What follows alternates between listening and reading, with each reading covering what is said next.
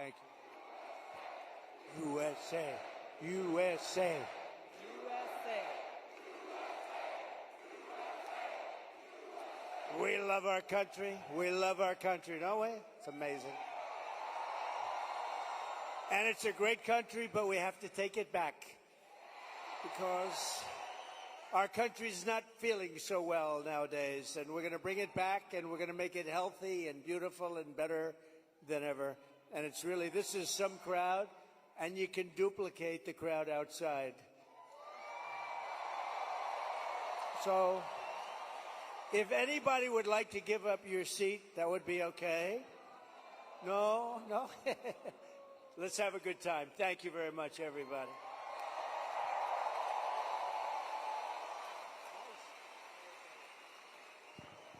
That song gets me fired up every time. So great. Lee Greenwood is so great. Great guy, too. Well, thank you, Mr. President. Thank you. This is a very special evening for us all to have a conversation about some of the real issues that are facing Americans across the country and that don't get talked about often enough. And I want to start with one that's very personal to me, hard to talk about sometimes. This is only the second time I've spoken about it publicly, but my husband and I were married almost 10 years ago. We wanted to start a family. We were very excited about it. Unfortunately, it was very difficult. We were not successful in trying to get pregnant. For us, IVF seemed to be the only option and the last resort. As you know, it's a pretty difficult process. It's very, very expensive. I was in Congress at the time, traveling. I would carry the medicine that I had to administer shots to myself sometimes in an airport bathroom. And ultimately, the most difficult part was every time going to the doctor for another transfer and hoping that it would result in a positive pregnancy test, and then being heartbroken over and over every time that test came back negative. Now, I know some of your opponents, your political opponents, are saying that you want to ban IVF. While it didn't work for us, it's worked for a lot of families.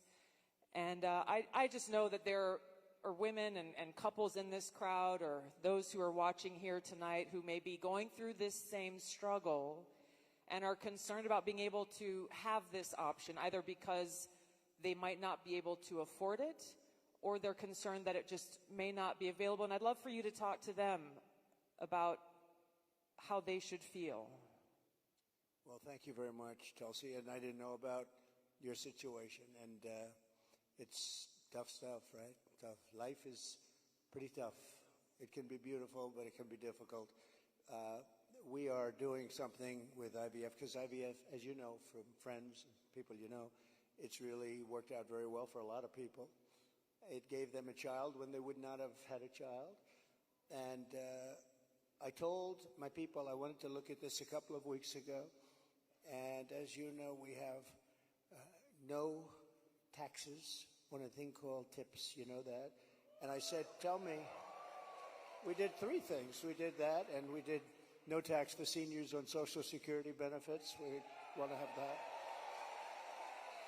And I've been seeing a lot of IVF, and I kept hearing that I'm against it, and I'm actually very much for it. In fact, in Alabama, where the judge ruled against it, and I countered the judge and came out with a very strong statement for it. And the Alabama... You were very quick in your response to that. I was, but they were too. They were amazing. The legislature approved virtually my statement. I'm in full IVF, and it has really gone, it's terrific. And I said, so with the tips and with the Social Security, the no taxes on Social Security, I said, maybe for IVF, and I've been looking at it, and what we're going to do is for people that are using IVF, which is fertilization, the government is going to pay for it, or we're going to get or mandate your insurance company to pay for it, which is going to be great. We're going to do that. I can't tell you how life-changing that would be for so many families, because it costs a lot of money. A lot of people go into debt just for the hope of being able to start their own family. Well, it's big, and you know what? We want to produce babies in this country, right? We want to produce babies. So I think it's going to be something we sort of announced it a little bit. We were in a great place, Michigan. We all love Michigan, right? We're going to bring back the car industry, and we're going to get a lot of it back to Michigan. They've been taking our cars away. They've been taking our manufacturing away over years, over decades. And if you look at it today, it's a shell of what it was years ago, but we're going to bring it back. Mexico is right now building massive car factories, actually being financed and built by China, and they think they're going to sell their cars back into our country. It's not going to happen. That's not going to happen. Oh, listen to that. That is not going to happen. But so many things have gone wrong in the car industry. The union leadership has been horrible. I think I'm going to win by 85%, the union, but because we're bringing it back. And we're going to have electric cars, but we're going to have gasoline-powered cars, and we're going to have hybrids. We're going to have every kind of car. We're not going with just that. But I just felt that it would be a good place to announce it, and we did sort of the announcement there a little bit, and now we do the big announcement tonight in front of all of these television stations, all of the fake news. You know, they're all over the place. They're all over the place. I don't know what's going on. We don't even know, I was saying, because we're doing this. And I finished, and I figured I was going to come here, and we're going to make a speech. I had a speech all set for you. I was ready. They said, sir, you're actually doing a town hall. I said, oh, nobody told me that. I said, who's doing it? They said, Tulsi. I said, well, that's at least good news. I've been a fan of hers for a long time, I have to tell you. So I didn't even know. I'm in the plane, and I'm looking over some material, and we're going to give you a hell of a speech tonight. We were set to give you one hell of a speech. They said, no, sir, it's a town hall. I said, why doesn't somebody tell me this stuff? And I don't even have any idea who we're doing it for. I don't know. Is it for a network or what? I see a lot of television all over the place, so maybe it's on all of them. But I did get to see the strangest thing today. I looked at the news conference of Kamala.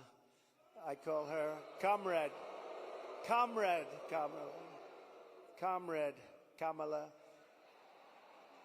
She's you know that. She's a Marxist. Her father was a Marxist before her. So she was brought up in the family tradition. And she really is, and this country is not ready for a Marxist. We don't want a Marxist as a president. And she destroyed San Francisco. She destroyed California. And we're not going to let it destroy our country. I'll tell you, it's not going to happen. So,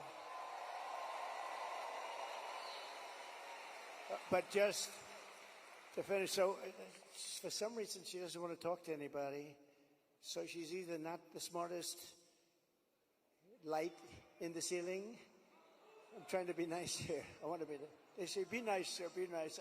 You know, it's hard to be nice when somebody is destroying your country and wants to destroy your country. It's hard to be like nice. But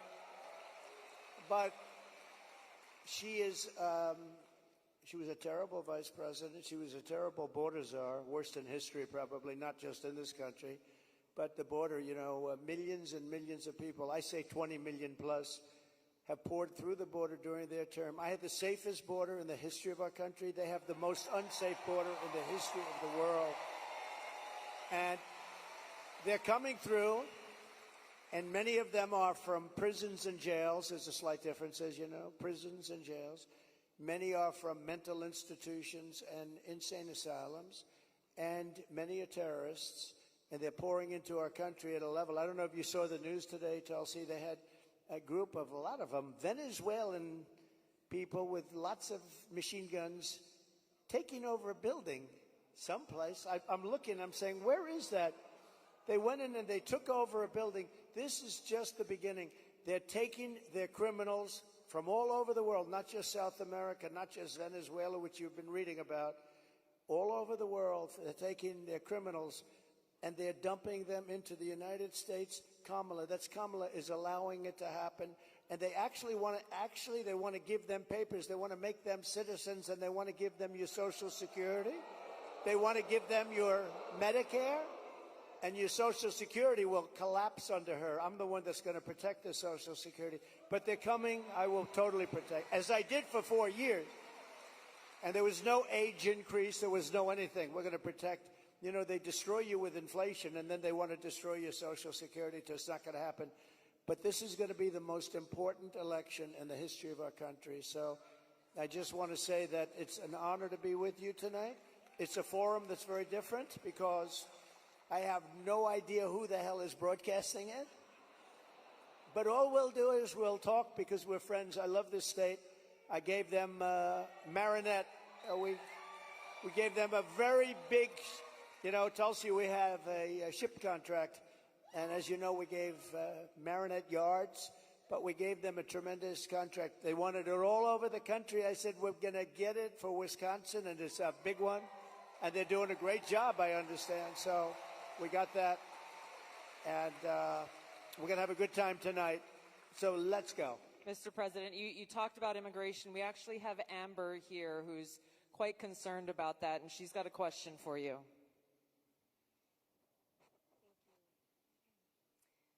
Mr. President, hello. My name is Amber, and I'm from Cameron, Wisconsin. I have 3 beautiful children, and I'm torn on who to support. My youngest daughter is here tonight. My oldest son is 18, and he just started trade school this week. Very proud of him. My concern is that illegal immigration is threatening opportunities for my children.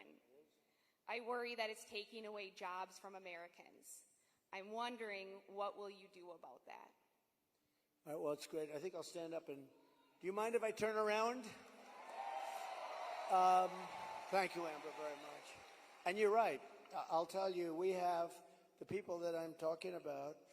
They're pouring in at levels never seen before. They're coming in by millions and millions, and a lot of them are taking the jobs for the black population, the Hispanic population, and unions are going to be very badly affected because, and I was talking to some of the union heads who I actually do get along with, but they're very concerned about it because the jobs that are, the people that are coming in are just taken, and it's going to start with the black population. African Americans are losing their jobs, and I don't know if you heard the latest statistic that of the jobs that these people created, which is very little, every single job was taken, about 107% was taken by illegal immigrants. There's been no job creation from them. The jobs were filled by illegal immigrants. With all of that being said, I want to give you a very positive answer. We're going to win this election. We're going to turn this country around. We're going to become an unbelievable growth country. And your boy is going to have the greatest job. And you want to have a lot of choice with jobs. You know, you want them to go up and they get up and they, it's hard to believe I have that the way I get treated. But I look forward to every day because we're going to make America great again. So I really do. I look forward to it. That's right. But we're going to create a lot of jobs. We're going to create. Does he want to stay here, or does he want to go to a different state or anything? Yeah, someplace in the Midwest. But this is a good place to stay, right? Wisconsin. So we'll be creating tremendous jobs for our country, and we're also turning away. You know, we're going to be closing the border, really closing it. By the way, did you see? So Kamala was for defunding the police. She was for open borders. She was for everything that you're not against. I could go through 14 different. She's changed on every single one of them. In fact, I think we should see the man in the red hat and the beautiful woman in the red hat says, "Make America Great Again." Perhaps we should give Kamala a "Make America Great Again" hat, right? But the problem is, that's not her belief. Her belief is open borders. Her belief is getting rid of Social Security. Her belief is doing all of these plans like for health insurance where you have one big government-run mess. And if you have private plans, a lot of the people in this room have private plans. They're incredible plans. They worked hard to get those plans, and that's what they want. But with her, she wants to have, it's really a communist type of government. And I just saw her, Tulsi, she was sitting behind a desk doing this interview, And I said, Dana Bash, you could make yourself big tonight. All you have to do is be fair. I haven't seen the questions, but they gave out a sample. In fact, she's going to be on later on tonight with a taped. It was a taped. We're doing it live.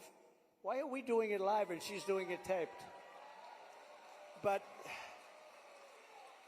That's right. He's real. But she was sitting behind that desk, this massive desk, and she didn't look like a leader to me, I'll be honest. I don't see her negotiating with President Xi of China. I don't see her with Kim Jong-un like we did with Kim Jong-un. So we're going to have to see what happens. I'll tell you what, November 5th is going to be the most important day in the history of this country. Go big. Mr. President, there are a lot of people who want to feel hopeful about our future. I want to introduce you to Luke, who is one of those people. Hi. Hello, Mr. President. Good-looking guy. Thank you. My name is Luke Pulaski, and I'm a junior here at the University of Wisconsin-La Crosse. I'll be voting for the first time in November, and I'm researching each candidate. I have 2 questions for you. First, as I've been living on my own and buying my own gas and groceries, I have noticed that everything has become more expensive. For me personally, I try to eat healthy and stay lean. A pound of meat has gone from $4 to almost $7. I also would like to buy a home someday, but that seems just impossible now.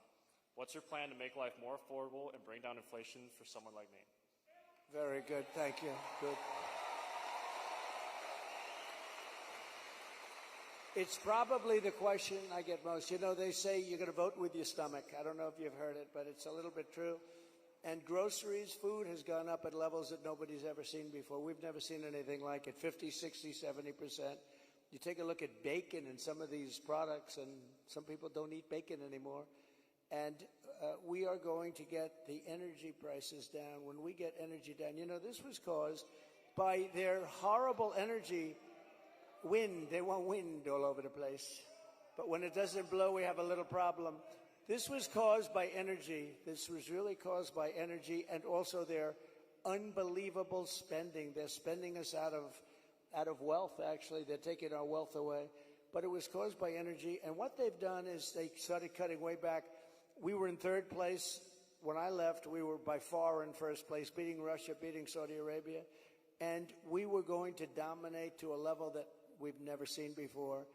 And then we had a bad election. I'll be very nice. I'm supposed to be nice when I talk about the election, because everybody's afraid to talk about, oh, please, sir, don't talk about the election, please. You know, if you can't talk about a bad election, you really don't have a democracy if you think about it, right?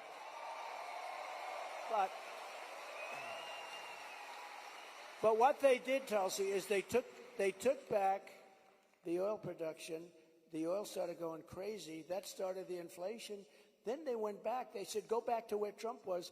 The problem is that we would have been 3 times that level right now. We would have been so dominant over Russia and Saudi Arabia. Look, Saudi Arabia, Russia, a lot of oil. We would have had more. You know, we had something in Alaska, Anwar, that I created. I mean, Ronald Reagan wanted it. You remember? Ronald Reagan wanted it. They all wanted it.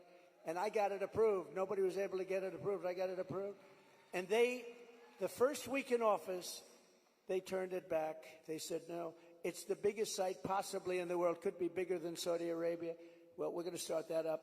We're going to become the energy capital of the world. We're going to pay down our debt, and we're going to reduce your taxes still further. And your groceries are going to come tumbling down, and your interest rates are going to be tumbling down. And then you're going to go out, you're going to buy a beautiful house, okay? You're going to buy a beautiful house. That's called the American dream. The American dream. Thank you. Mr. President, I want to ask you a question about national security, but first I think it's important to point out what Luke is talking about, the cost of groceries, the cost of gas, the cost of housing, mortgages, rent, everything has gone up. Kamala Harris's plan that she has announced is government price controls. And I think it's important to touch on, you just laid out your plan. What's going to happen if Kamala Harris institutes price controls? So that's a communist plan. It's never worked. And it's been tried by others. Believe it or not, Richard Nixon tried it. A lot of people tried it. It's been tried many times, and it always leads to the same failure. Tremendous inflation, lack of product. You don't have anything. The stores are not stocked. It has never worked. It's called control. They want control. And, it's been so often. And everybody that comes in, they say it. It sort of sounds great. We're going to go price control. Actually, when she announced it, she got absolutely slaughtered by even Democrats because it doesn't work. It's a known loser. So now she doesn't talk about it. Do you notice she doesn't talk about climate change anymore? She's not talking about it. You know why? Because people don't want to hear it. They want to live a good life. They want to live a life. They don't want to stop your industry with climate change. They used to call it different things, global warming. Remember? That wasn't working because it was getting a little bit cooler. So they said, what are we going to do? We'll call it global cooling. No. So they came up with the words climate change because that takes care of everything. Climate change. The climate's changing, but according to them, we're all going to be gone in about, what do we have, 3 years left? They had 12 years, remember? So in about 3 years, let me tell you, we do have a problem, though. It's climate change, but a different kind of climate change. It's called nuclear global warming. We can say that's global warming. And if we don't have a smart president, you have 5 nations now with pretty massive nuclear power. Some have very massive, including us and Russia. China's behind, way behind, but within 4 or 5 years they'll catch up. And we don't want them to catch up. Look, the biggest problem, in my opinion, the biggest problem our country has, the biggest problem the world has, is nuclear weapons. They are a destructive force, the likes of which nobody has ever seen before, and we have to make sure they're never used. We have to make sure it's not going to happen. You're exactly right. You brought up Ronald Reagan already. Ronald Reagan famously said, a nuclear war can never be won and should never be fought. And I think it's interesting you talked about climate change, Mr. President. The Democrats and Kamala Harris, they were quick to talk about how climate change is an existential threat. But what they're not talking about is the existential threat of nuclear war and World War III, which is exactly where we sit today because of the warmongers and their puppets, Joe Biden and Kamala Harris. And they don't want to talk about it because the consequence of where they have taken all of us as the American people and the world is economic hardship around the world, a destruction of our economic well-being, and an annihilation of humanity, our families, our kids, our communities around the world. There was a recent poll that YouGov did that pointed out over 60% of Americans feel that World War III and nuclear war is going to happen within 5 to 10 years. And when I heard that, I felt so sad because they're at a point where they feel like this outcome, the annihilation of the world, is inevitable. So I wanted to ask you about this because it's important that people understand what kind of leadership you bring, what you will do to stop this slide towards nuclear war and World War III so that we can feel hopeful again. Well, thank you. So Viktor Orban, a very strong leader from Hungary, Prime Minister of Hungary, they asked him recently about what's the problem in the world.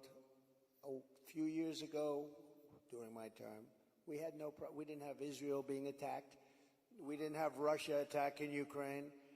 And they asked him, why is it so bad now? The Middle East is on fire. So many places are on fire, and there are plenty places that could very well and very quickly catch on. What's the problem? He said, you have to bring Trump back as president of the United States. You will have no problem.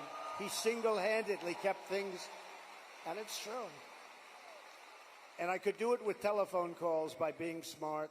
But literally, he said, you have to bring Trump back. Now, he used a term I wouldn't use. He said everybody was afraid of Trump. You know who was afraid of Trump? They said China was afraid of Trump. Russia was afraid of Trump. They were all, and I don't want to say that. I will say this. They respected me and they respected our nation. They don't respect our nation anymore. They don't respect our nation anymore. Think of it. What would the world be like if Russia didn't do what they did, and they would have never done it? I used to speak to Putin about it. I had a very good relationship. No chance. You know what happened, I think, Afghanistan, when he saw the horrible leadership that we displayed in Afghanistan. I think he said, wow, this is a time to go in, because I wasn't there. He would have never done it if I was president, and Israel would have never been attacked. Think of it. What would this world be like? You wouldn't have had that disaster. And it wasn't leaving Afghanistan. And they should have kept Bagram. That's the big air base. It's 1 hour away from where China makes its nuclear weapons. They didn't keep it. You know who occupies it now, Tulsi? China occupies it. So we have, if you have the right president, and we don't right now, do we even have a president? He just came in. Think of it. He just came in from wherever the hell he went. You know, there was a coup. He just doesn't know it yet. But there was a coup. How about that? He got 14. I'm not a fan of his. He was the worst president. But, You're not? But think of this. He got 14 million votes. She was the first one to leave, you know. Kamala was the first one to quit. She never made it to the first state in the primaries, which was Iowa. Never even came close. Other people did, but she never even came close. And all of a sudden, she was picked. And she's now running for president. And look, it just started, really. It just really started. The polls have us up here. We're up in states, but it's close. It's close. It's close. And, you know, they cheat like hell, so we don't want to have it too close. But because we have to win this. We're not going to have a country. But with him, I was so far up. We had a thing called, how did he do in the debate? Did you think he did well? Not too good?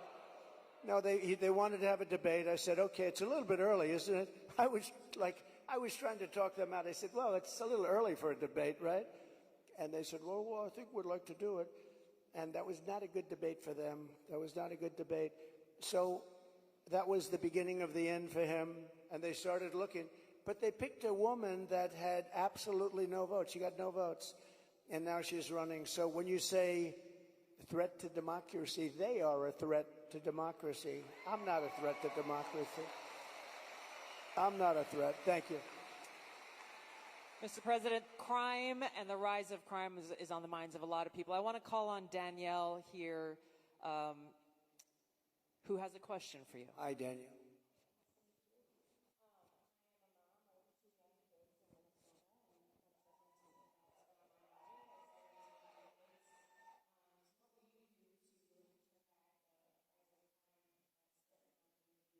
Well, you get a lot of those questions from Minnesota, but you get a lot of those questions because Minnesota, I mean, they picked this guy.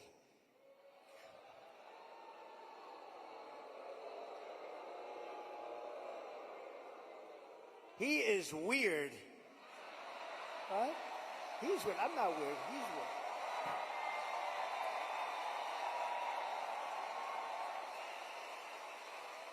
No, he's a weird guy. He's a weird dude. You know, see, they come up with sound bites. They always have sound bites. And one of the things is that JD and I are weird. That guy is so straight. JD is he's doing a great job. Smart. Top student. Great guy. And he's not weird, and I'm not weird. I mean, we're a lot of things. We're not weird, I will tell you. But that guy is weird, don't you think? You know, he signed for... And this is, who would think that this is even happening in our country with men playing in women's sports and all of this? But he has it at a level that nobody can believe. A bill that every boy's bathroom will have tampons, okay? Hence his name, Tampon Tim. But think of it. Think of it.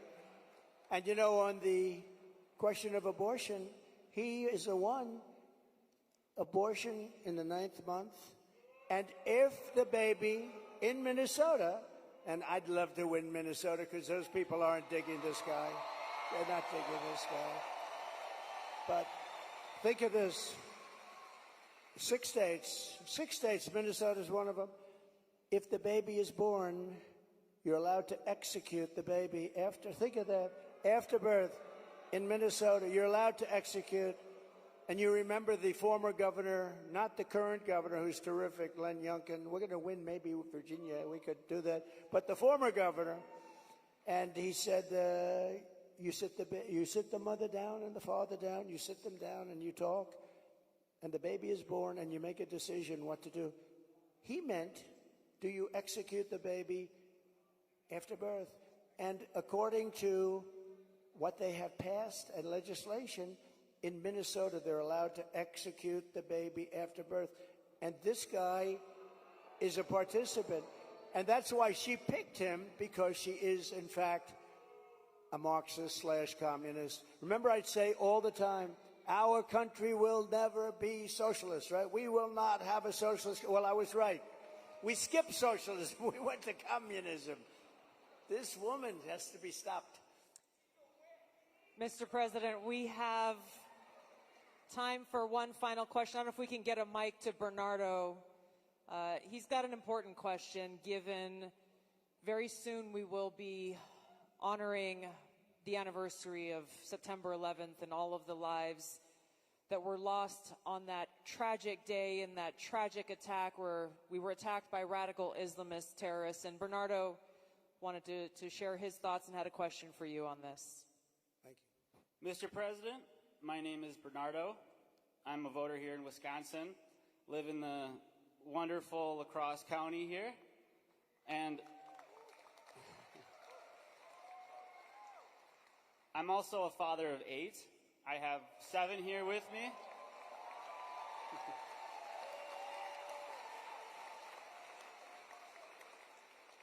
And it's the anniversary of 9/11 is coming up.